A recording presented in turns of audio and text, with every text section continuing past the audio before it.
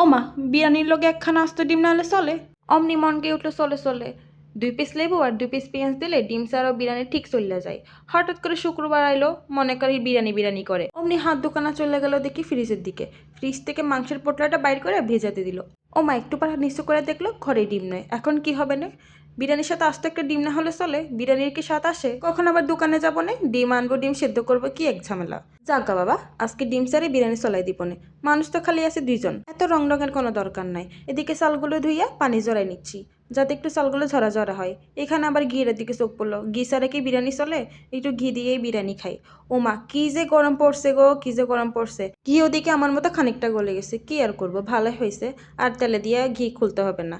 তো দিক দিয়ে পেঁয়াজটা দিয়ে দিচ্ছি, চালটা তো ভাজতে হবে, চাল না ভাজলে আবার ঝরা ঝরা হবে না। পেঁয়াজগুলো দেখি বাবা দামটা অনেক বেড়ে গেছে, তাই আধখানা পেঁয়াজ দিয়া চালগুলো ভাজবো।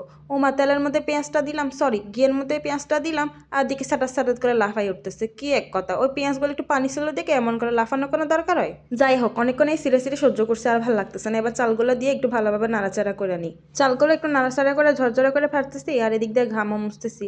আর পিছন দিক দিয়ে মাইয়া এগুলো, মা কি রান্নো কি রান্নো আর কি রান্নু, বলে দেখ বিরিয়ানি রান্না করি। কই তো চাল বাজো, চাল বাজেই বিরিয়ানি রান্ধি। মাইয়ারা আমি বুঝাইতে পারবো না, চাল না বাজলে বিরিয়ানি কেমনে খামো। এক পদ বিরিয়ানির জন্য এত ভাজা ভাজা আমার আবার পোষায় না বাবা। তার জন্য তাড়াতাড়ি মাংসটা ঝোলটাই না ঢাইলা দিলাম, ঢাইলা একটু নাড়াচাড়া দিয়ে দিলাম। চালের সাথে তাদের একখানা ভালো সম্পর্ক তৈরি করে দিলাম।